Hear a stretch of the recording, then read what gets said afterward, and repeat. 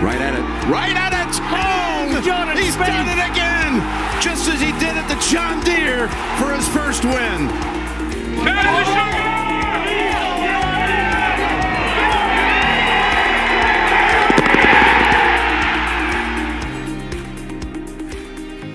Hello and welcome back.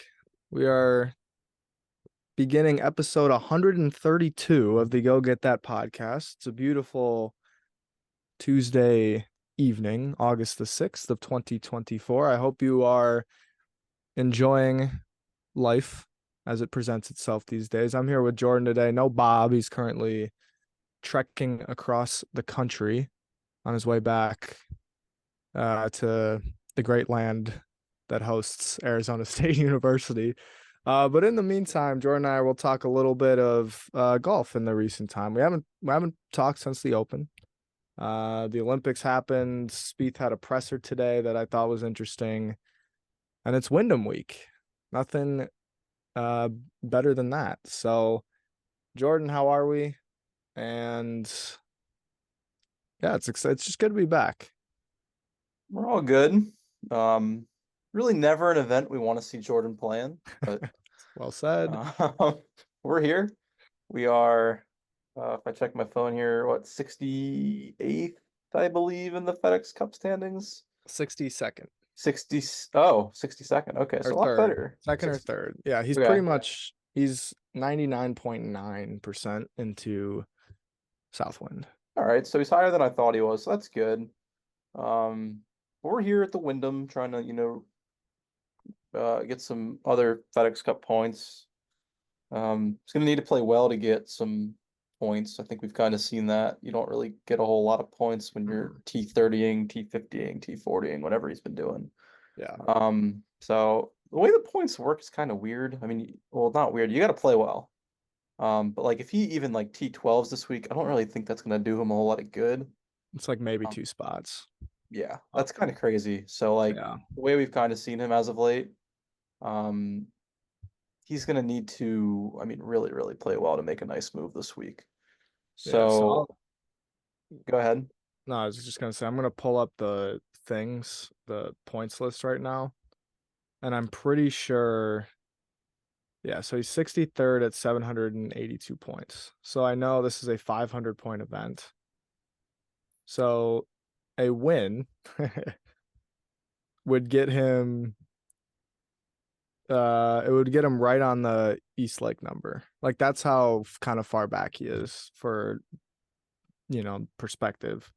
Second place, Solos 2, I believe, is 300 points. And that would get him to just inside the top 50. So basically we're saying you need a top 3 without too many ties to be right on that 50 bubble. Which you kind of mentioned, like we're playing for FedEx Cup points. And I think the goal for the rest of this season is top 50 because that just gets you into all the signature events next year. I believe it gets you into the Century as well, which is no longer the Tournament of Champions, but the Tournament of Top 50. So there's some kind of important things in there. My guess is Spieth gets into all those events, well, except probably not the Century, but a lot of the other ones anyway, just based on his name. But yeah, needs a good week. Has 2 weeks to do it, as we said, but like I think 2 like T5s might get it done, right? But the stack of points isn't ideal. Although the playoff points are doubled or tripled, right? Quadrupled, I think. Oh, unless they changed it. So then maybe I think it's 2,000 points. It might be tripled because there's only 3 events now, but it might be quadrupled regardless. So maybe there's more movement in Memphis, but this week, if he wants to kind of put himself in a good position, we need something inside that T6, which we haven't seen since Phoenix. Spieth is 5,200 points behind Scotty. Many 5,200 points behind Scotty. That is that's unsurprising. That's like 8.5 wins. if you count like some signature events, some if it's just normal events, Spieth would have to win 10 times and he'd still be behind Scotty. 5,000. He's 5,000 back. Yeah, Scotty's got nearly 6,000. Holy moly. Scotty's got 5,993. Jordan's Yeah. got 782. He's only, I mean, if he wins if he wins at Southwind, he jumps Rory in third if they get 2,000. Yeah. No, I mean you can make a move in the playoffs, but Certainly can. the Wyndham's it's weird because you're playing for like all the guys are playing for points, but you have to like play so well to really even make a move Yeah. in terms of your FedEx Cup like standing. It'd be interesting like in the future if they like just upped Wyndham a little bit to like I guess get I mean just like guys are playing, but you're not playing for a whole lot unless you play really, really well. It'd be Yeah. interesting if they can make it like just 1.5 times the amount of points or something like that to I guess, maybe intrigue guys in playing Mm-hmm. the event a little bit more, but it is what it is. Jordan's played, let's see here. How many events this year? He's played 20 and he Yeah. is where he is just because he hasn't played well. Obviously due to injury, if we wanted to get into the presser today, kind of got a little more insight into that than we've really gotten the Yeah. entire season, which was nice. Yeah, that presser was nice. Before I get into it, I almost think I understand they used to have 4 playoff events. I almost kind of feel like the Wyndham kind of maybe should be a playoff event, but at the same time, because to your point, it's like Luke List is at 75th, top 70 make it to Southwind. He's at 75th, but he's 67 points behind Brendan Todd in 70th. And so quick math and estimates will tell you that he needs like a T6 and it can't be like or a T7. And that's for the guy who's only 5 places back. A guy like who's 10 places back, Højgaard, needs, a top, at least a T4 or solo 4, And a you know, full field. in a full field, right? Like at a certain point, you could get a guy like a Harry Hall who who wins the event and jumps all the way in.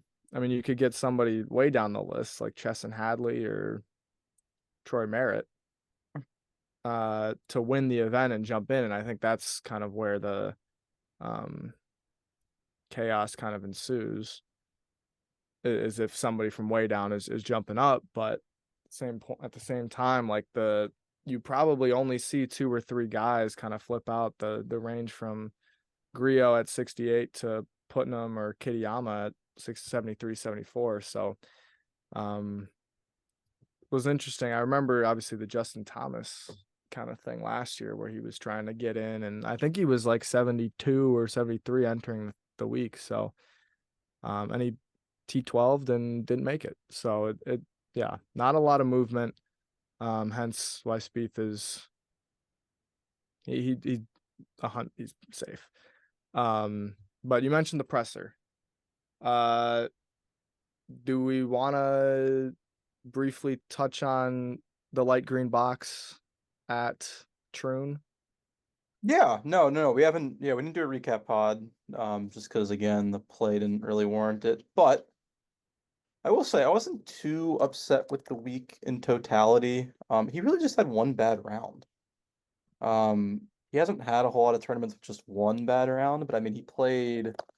Just pulling it up here, he played a really good first round. Um, Friday was a pretty mediocre round. Saturday was not good, and then Sunday was pretty decent. So he really just played one like really, really bad round, which was nice to see. Um, Resulted in a T25, which is not great, but Green box, green box. yeah, it did result in a Data Golf green box, albeit a very light green box, which low bar, first green box of any sort since Valero. Yeah, Valero in Um, early April. yeah, so it had been 3 months, 3.5 months. But yeah, he was green in 3 of the 4 strokes gained categories. He's been green in strokes gained approach in 4 of 5. Um, Not too bad there. Lost strokes putting at another major. That's Um, unsurprising. yeah, I kind of had a little spiel that I put out on my page, my Instagram page after the tournament. I mean, he's lost strokes gained putting in 5 straight majors, Yeah. 6 7. I mean, that's terrible. Yeah. Like we're so worried But about the swing and the wrist and all what that has to deal with. I don't think the putter has anything to do with the wrist, and that's still probably his biggest issue is the putter.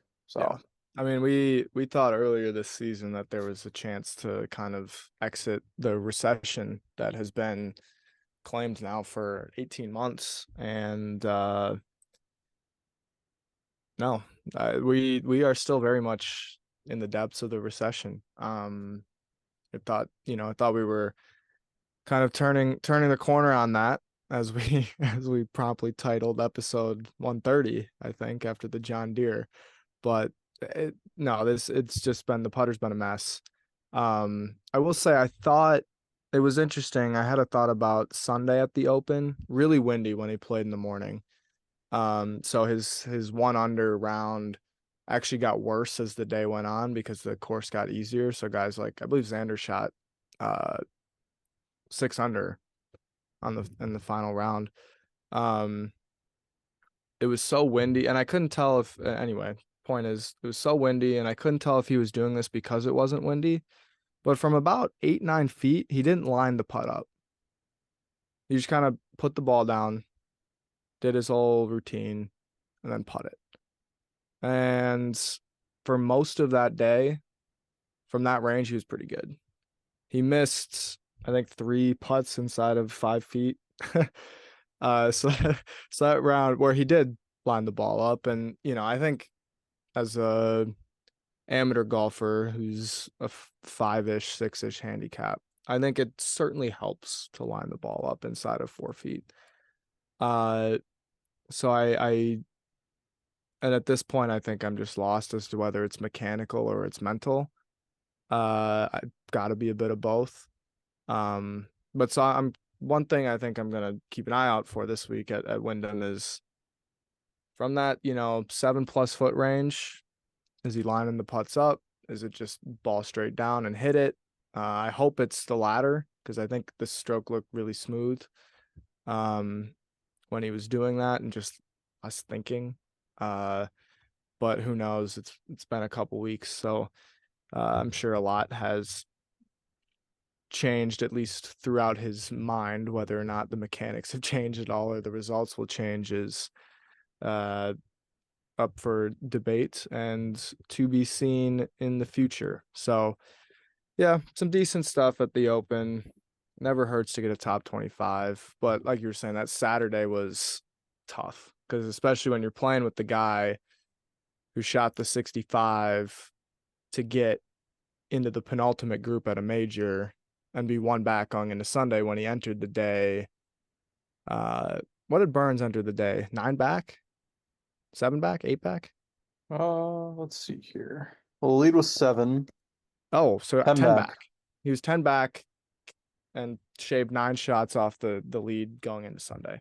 And then obviously went full Sam Burns in a major on Sunday and gave it basically all right back. But the point is like it was there for the taking and Spieth went backwards. We didn't take it. No, he gave it, if anything. So He exited the tournament quite quickly. he did exit the tournament very quickly. He's been pretty good at that. You're Hey, it took till Saturday. I did, yeah. But even on Friday though, I think we were kind of like, dude, he finished what +3 He was after 10, was 10 Friday, and back. he really should have been +1 or +2 at worst. Like At worst, yeah.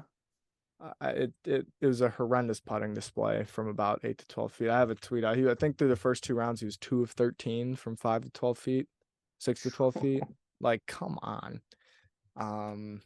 That's not So his, yeah. The approach play is not his biggest issue, folks. right, and it's not great. It's not like elite by any means. But if you could just putt reasonably well, then I think we'd be seeing some more green boxes, albeit probably lighter and maybe not, the trophies. But I think there's also a momentum and a confidence thing. Like you're missing all these putts, trying to then force it with the next approach shot or just kind of thinking about it too much and really derails the momentum of the round. And we've seen that all season. So who knows if it's going to change these next 2 weeks, but just kind of some open thoughts. So, any other thoughts from Troon before we proceed? It's a good tournament. It was. Troon was awesome. Yeah, I really liked the course. Played tough. Thought it was fair. Xander's Sunday was kind of impeccable. Yeah. So That was a no, that's killer about it. Sunday. We can talk about the Olympics a little bit if you wanted to. Yeah. That I was mean, also, I didn't watch any at all, but I watched a little. I watched Scheffler make his move on Sunday. So I saw maybe 22 shots of the 29 that he took on the back nine on Sunday. I mean, that just Scheffler being Scheffler, right? yeah, Like no. best player in the world, doing best player in the world type of things. And he kind of needed, in a weird way, he needed something like that. I think to finish the season as so clearly the best player in the world, but also like without some of the biggest accolades. Not that he didn't have big accolades, right? The players and the masters, but all that felt like so long ago. To then come back and win the Olympics, I think was a reminder, like, yeah, Scheffler's player of the year, the whole 9 yards in terms of being the best player in the world. And to do so and to see Rahm kind of fumble down the stretch I chuckled a little bit. Fleetwood did classic Fleetwood stuff, bogeying 17 after he tied the lead after making birdie on 16, he bogeyed 17. And you got the charge from Perez, Victor Perez, that is the Frenchman. So in front of his home crowds, that was cool. I thought it was funny. People were saying it was like it should have replaced the PGA as the major, but like they had a great leaderboard, but so did the PGA, and Scheffler shot 19 under, and Xander won at 21 under. So I didn't quite understand that whole narrative. Like Le Golf National did not play difficult at all. And it just had a better feel because they were playing for medals. And then obviously, Scotty showing some emotion while listening to the anthem and holding the gold medal was really, really cool. And a nice cap to a great week and a 98% complete season for him. Still needs to go grab that FedEx Cup, but not a given. Yeah, no, it's not a given by any means. I mean, the way Xander plays at Eastlake, and they'll probably, well, you never know. I mean, they can't count out Cantlay to win like the BMW or something and jump into second, but Scheffler will be 1, and Xander will likely be 2. Be a good duel. And that will be a duel at Eastlake, and Be a Xander's fitting at Eastlake conclusion. really well. Yes, I think that's also well said. And this is kind of a different topic, but the whole point of the FedEx Cup shaking out this way, where they staggered start at Eastlake, is to get the matchup like this. Scheffler and Xander have been by far and away the best 2 players in the world this year, and they are going to compete for the championship. That is the FedEx Cup. So, cool Olympics for the golf. I know you said you've been watching some of the other games and athletes and stuff. Was there an event that you enjoyed particularly? Getting off topic here, but good question. What have I enjoyed watching? I'll be honest, I have not watched as much as I wanted to. I've tuned in, I've kept up, so I saw the Lyles finish on Twitter. There's a kid from my hometown who ran in the 1500 today, so I had that on. seen some of the gymnastics stuff because Biles is just a different level, and kept up with basketball as well. So none of the niche stuff though, like the fencing. I watched a few points of fencing. That was That's about it. cool. I haven't seen any fencing. I've seen a lot of see, I watched water polo. Water polo is cool. They are freak athletes. Yeah, To it's a tread tough tread water for, that long, that's, I mean, crazy. but it's rough. Like I had friends in high school that played club in college and stuff. It's physical underneath the water. Like they get after it. So Yeah. No, I can only imagine how strong the legs are to be able to do that. yeah, it's been a fun Olympics. Listening to Snoop Dogg and Noah Eagle and Tarico is always a Hey, I plus. love Tarico. I think Tarico is Yeah, no, Tarico's a lead. One of those might have been a little bit satirical, but Tarico's awesome. I think Snoop Dogg adds just a little bit of flair.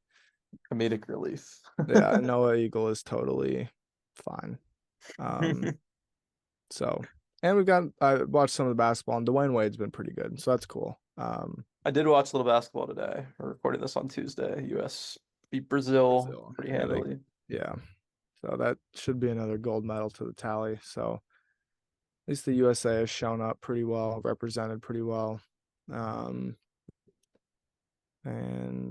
yeah, I don't know if I have any other Olympic stakes. It's going to Riv in 2028, which, well, it's going to the US, and golf will be at Riviera in LA.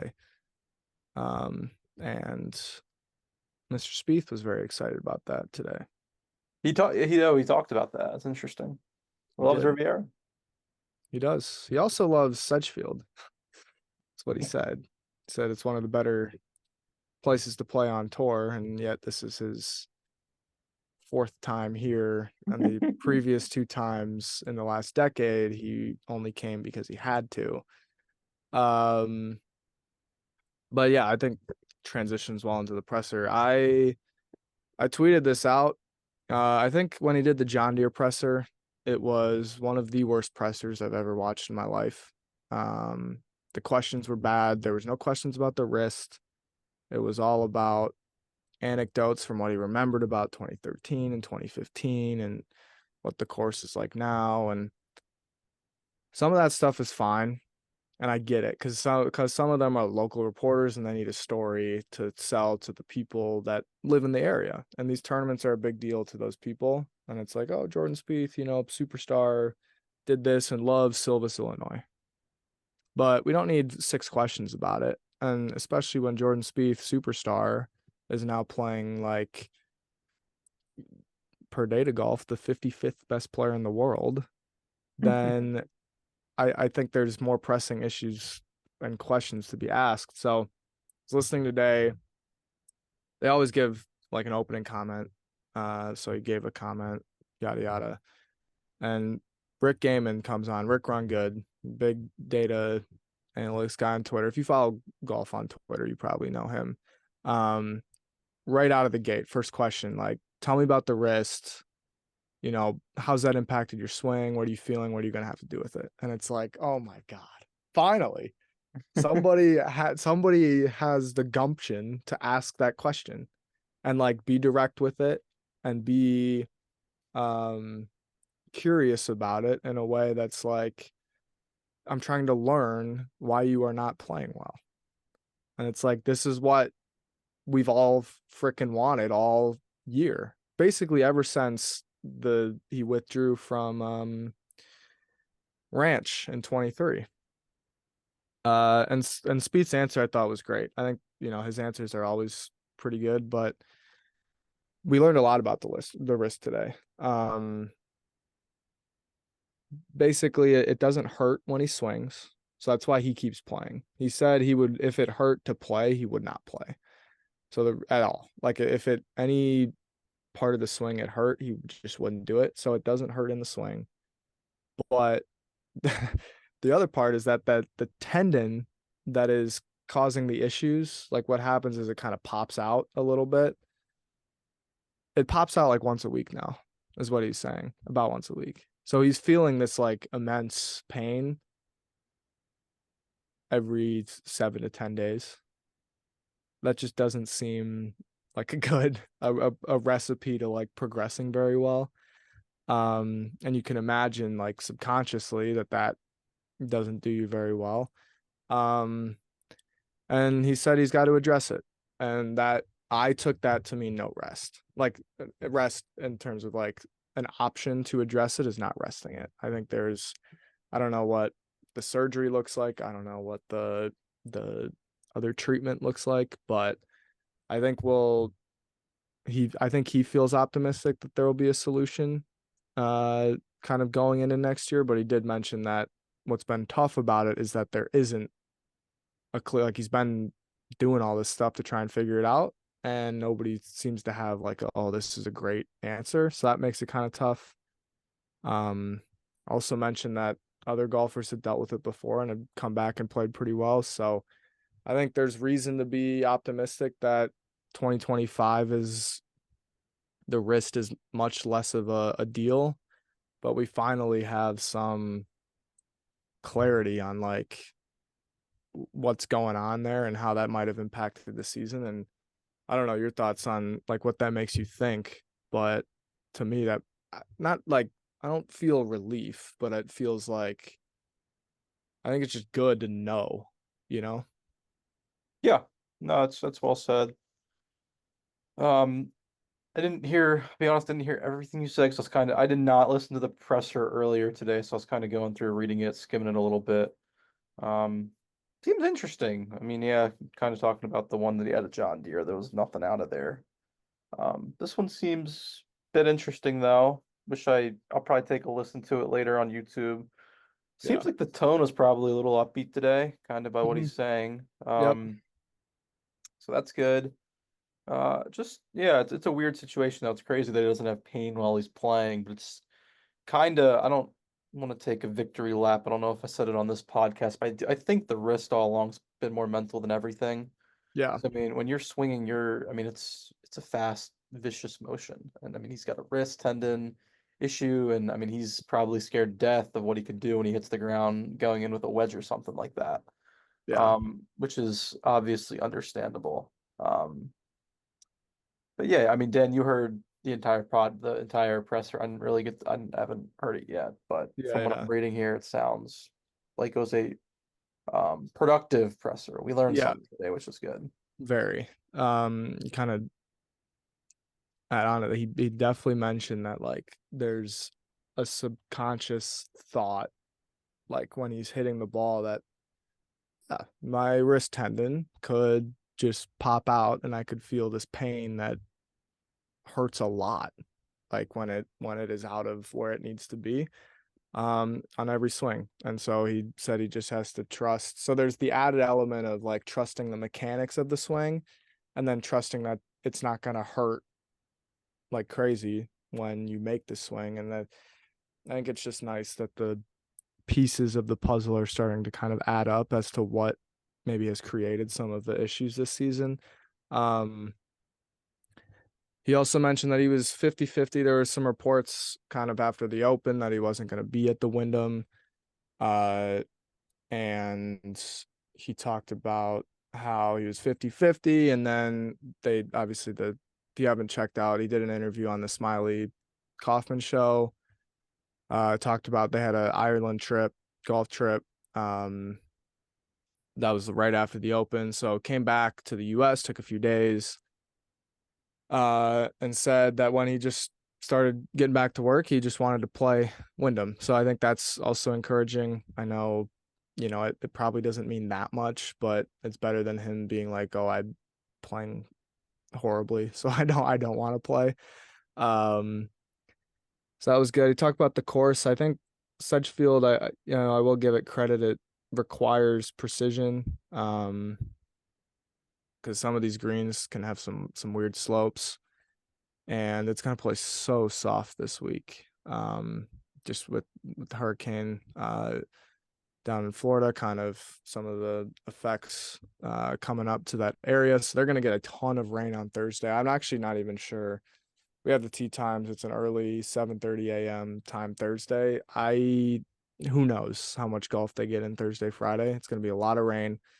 Um, but so that'll make the rough kind of tough to judge, is what he was saying as well. And you got to keep it below the hole. So it's a good test. He said it's pretty similar to Southwind, actually, in some ways, outside of like the grass that they're chipping on, which I thought was kind of interesting. So in terms of making a move the next 2 weeks, I think it's, you know, a good spot here to kind of not prepare for Southwind, but just if you do things well at Sedgefield, that can translate pretty well to Southwind. And yeah, seems kind of optimistic. Set the goal of making the Olympics in 28, which obviously it's a goal, but kind of just talked about it as if like if you do that, you're playing top 7-8 golf in the world, and so that's also kind of the goal. So I think there's obviously he speaks with a lot of conviction in general, but I think there's things long term to feel generally optimistic about. And it just helps so much having a little bit of clarity with that wrist and somebody just asking the frickin' question about it. And I'm sure Jordan now knows more about it than he did a month ago or 6 months ago or 12 months ago, and how best to proceed. But yeah, so I tweeted out because I just thought it was informative presser. It doesn't mean he's going to win this week, even though he kind of mentioned it in the way that I might mention a Sunday recap pod at kind of at the end of it. But I think he feels there's just reason for, he just seemed optimistic, and it's better to have an optimistic golfer than a pessimistic golfer. So definitely worth the watch. I tweeted the link on YouTube. Take it for what it's worth. But yeah, that's kind of my summary of all things presser. So Optimism's good. yeah, it certainly never hurts. I feel like there hasn't been much of it in the Spieth Spieth world in recent moons. There certainly hasn't, although, as you said, the puzzle pieces are starting to be put together. It seems like we're going to reach a turning point. I don't know if turning point's the best way to put it, but come the offseason, something will be done Yeah. to address what's keeping him from playing good golf. Yeah. So that's very nice. Yes. This is a change of pace. We learned a lot today, which is good. Yeah. No, it was the most informative press conference out of his that I've in a while. And since the wrist, really. So that was nice and much appreciated. Because you forget, like a month before that wrist thing went down, he T4 at the Masters, lost in the playoff at the RBC, which probably should have won. Like, has he been close to 15 to 17, 16, 17 Spieth since? No. 2021 maybe was approaching 2016, maybe a little bit better than 2016, but 22 and 23 like weren't. There were stretches where it was like, yeah, this dude's pretty darn good. Right? It's just about consistency, and to have this year, I think, is certainly been disappointing, but to kind of, start to piece a few things together as to why, I think is just, it's nice. So I made some comments on that. Commented on the weather a little bit. Like, if you're dealing with the hurricane, I hope all is well with you and that you guys are staying safe, because that stuff, I mean, I'm in Michigan. We don't we don't get that, but I can't imagine that that's a whole lot of fun and probably pretty scary in some areas. So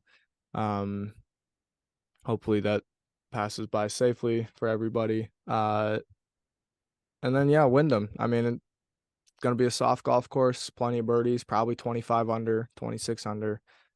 But I don't know. I think I'm just gonna enjoy, because he'll be featured every day. Well, hopefully it's more than 2 days, but I'm just gonna kind of enjoy the playing of golf, and who knows, maybe he gets on a bit of a run. So I don't. Do you have any expectations or thoughts about this week in particular? I mean, we can get into triple double picks and where he is in my little model that I put together. It's a good idea. 33rd in my model. 33rd. I think he's 10th in data golfs, actually. There we go. So data golf likes him more than I do. He's 33rd. We do a little update here. Dan's got a nice commanding lead heading into the playoffs. I don't think that will not be changing. Yeah, not this week. You're up 2 3 million. tournaments left. 2.1 million on Bob, up 3.9 on me. Yeah, I'm gonna need a big playoffs. Yeah, there was people remember the Open and Bob made a bet that Spieth would not make a 5 or worse on Mr. Stamp. I bet that he wouldn't. Spieth actually played it an even for the week, even though he hit the green one time. And or maybe I don't even know if he did actually hit the green. But so that's an extra 500K in my total and 500 from Bob's. So we're about 2 million apart each, but plenty. Playoffs got big purses, so plenty of time to still change. Anyway, Well said. I'll give my plays first. I'm taking 3 absolute darts. I mean, 3 guys that could all 3 miss the cut this week, and I'm fine with that. But I'm going Ryan Moore. Mm-hmm. That's number 1. Justification. Don't have a whole lot. He's played well here though in the past. Yeah, he's actually a Wyndham champion back in 2009. He's also he played this event back when it was the Chrysler Classic of Greensboro. So that's nice. Before the sponsor change. This guy's got 3 of his last 4 starts have been missed cuts. But he hits fairways, got it fairways here. Approach numbers not too shabby actually. Hit it well at the 3M, hit it well at the John Deere. Couple poor ones in between, but I'm going Mr. Ryan Moore. Going last year's champ, Lucas Glover. Why? I don't really know. I mean, he's a good ball striker. He didn't hit it well overseas, but I mean, that doesn't really worry me. Like, it's just because he didn't like playing in that weather, because it's a bunch of green in the strokes gained approach. If you take those 2 out, obviously likes the course, won last year. And then my last pick is Zach Blair. Zach Blair. Does anyone know who Zach Blair is? Do you know who Zach Blair is, Dan? I do, because and he's got a bit of a story, but he's popped up on leaderboards at random times. He was also very highly correlated in the Data Golf course fit. Yeah. So when I was looking at that, he was there. Could be part of why I like him. Maybe just a little bit. I don't know if he'll play well, but he's gained strokes gained approach in 3 straight. Oh. He seems like a guy that could pop. It's enticing. He had a T2 at the ISCO Championship, which I guess was opposite field for the Open or the Scottish. So he played well a few starts ago. He's lost putting in 5 straight. He's missed the cut 4 or 5 times at the Wyndham, but it's a dart. I don't really like much of the top of the board anyway. Yeah. Actually, to be quite fair, I like literally everyone towards the top I've already used twice. Yeah. I was looking at that too. I really wanted to play Siwoo Kim this week. Yeah.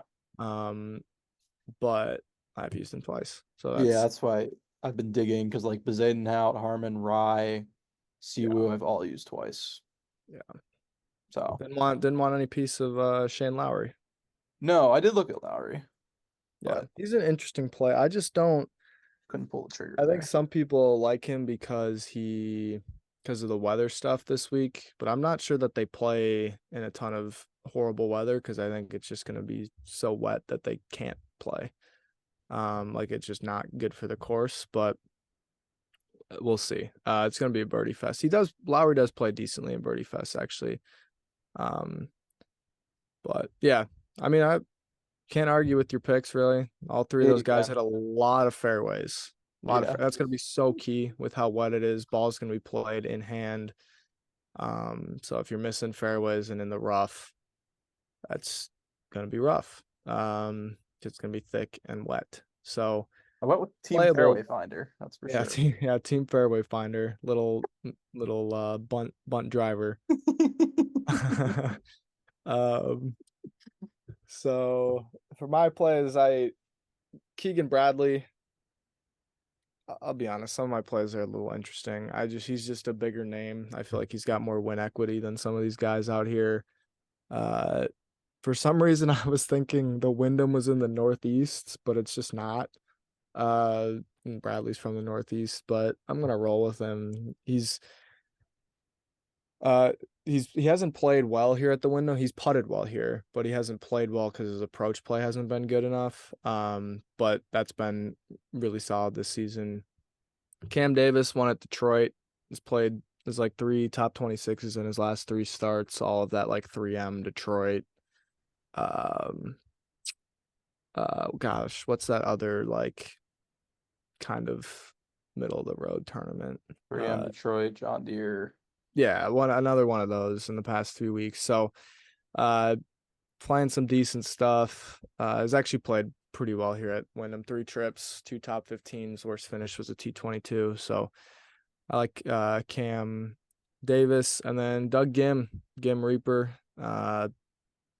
He's putted well here before. Will he this week? Who knows? But he's hitting the ball pretty nicely. So 3 guys that I think Bradley and Davis are pretty safe inside of that top 70. Especially Davis for sure because he just picked up a win. But Doug Gim I think has probably got some points to make up. So we'll see. Feel decent about those plays, but it's hard to know this week. Yeah, I mean they're definitely safer than mine. Hey, but I want to be the one to. I mean, if I could hit. Well, yeah, if Zach Blair wins this week, you're feeling pretty good about going into the playoffs, and yeah, I mean, I don't think it's impossible. Yeah, and we'll see if Mr. Bob gets his plays in. Yeah, Bob did not get his plays in. Yes. At the 3M. As I believe the 3rd time this season. So and he's still up on me by 1.8 million. I think next year Elise is gonna make the rules, and we may have to deduct funds if you do not get your plays in. So Ryan Moore's 200 to 1. Zach Blair's 225 to 1. And Glover's definitely got to be the favorite of the 3. Yeah, probably 40, 50. 100 to 1. Oh my. Okay. So yeah, I will say shoot, I hate that I don't know who it is. Is it Ron Kloss who does the favorites? Yes. Yeah. Okay. So tweets out like past winners and their odds, and I believe in the past 10 12 years or something, it's like 7 or 8 long shots. So you're in the right vicinity of the betting board, I believe. So I didn't even know that statistic. That really just doesn't shock me for this tournament. Yeah, because I mean your top guys at this tournament are just not like cream of the crop guys, if you get what I'm saying. No, I'm looking at the board right now, and Sungjae M at 12 to 1. Yeah, like no, thank you. He could. Sungjae's been playing. He's been top 12ing at these events.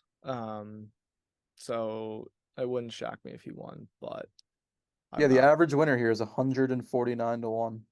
Yeah, so there you go. Your average is like 167. So maybe you've got it right and I've got it wrong. Doubtful. Who knows? I mean, yeah, these stats kind of do stand for themselves. I mean, who knows? Yeah, I will say it's a better field, I feel like, than it normally is. Like, and I think part of that though is that you've got some guys who played well at the Open that are here. Justin Rose, Billy Horschel, the 2 runner-ups. So their OWGR is higher now than what it would be. Henley was in the field with Drew. Obviously Spieth's a name, Im's a name, Siwoo Kim, and you've got, your Doug Gims and your Keegan Bradley. So no, it's a decent field. I'm pretty sure Batia's there, Clanton's in the field, the amateur, so it's it ain't too shabby, that's for sure. No, it's okay. Hopefully Jordan will play well. Like, we could use that. Yeah, I'd appreciate that as well. How about a weekend tee time after 1 Eastern? That should be doable if he makes the weekend. That'd be nice. Just based on the weather. But if he, yeah, a later half tee time on the weekend would be nice. Believe we had one Saturday at the Open, but it then was promptly one of the first ones off on Sunday. So it was an early tee time Sunday. I did not wake up for that. It was very early. I did. I surprised myself. Yeah, I was lacking interest after Saturdays. Yeah, Colossal very, failure. very fair, very fair. I'll be up Uh, Thursday morning though. I'm looking forward to it a little bit. I feel like yeah, I'm he's so hoping due. He's due to he have is. play like one good week. He is due. I hope that I'm looking. I'm gonna look at the weather right now. I'm He's hoping really it's just due for a good week on the greens, which I think that would is well said. make everything That else go is very smoothly. well said. I'm hoping that the weather, like, well, it's just not gonna load, is it? Lovely. I'm hoping that it's not gonna load. Okay. Well, hopefully the rain is less prominent than we think it's gonna be, and he can get it in Thursday. But I, it could be a mess. Like it's gonna be blowing too on Thursday. There's some gusts up to 40 or so. So if he's out there and it's raining, and Wyndham might play like an M championship on Thursday. That Oh, place, I mean, yeah, it gets windy. That rough's not easy. no, it Be is tricky. not. And those greens too. Like there's some slopes on those things. Like I remember, I think it's what 12, the par three that's like 204. If you miss it long to a front pin and you're up on that tier, you're It's like going off putting the it off the green yeah. basically. Um, so yeah, it'll be kind of cool. And I hope we get something kind of cool to watch too. So, um, I'm all out of thoughts other than and Patriots thoughts, but those are for a different pod, I think. Yeah. We'll talk about those when we sign off here. Yeah. So, Maybe we'll see you guys for a recap. It's been a while since we've done a yes, recap. hopefully we get a recap and a little playoffs preview as well. Yeah, that'd be nice. But That would be nice. until next time, Yes. Until then, take peace. care.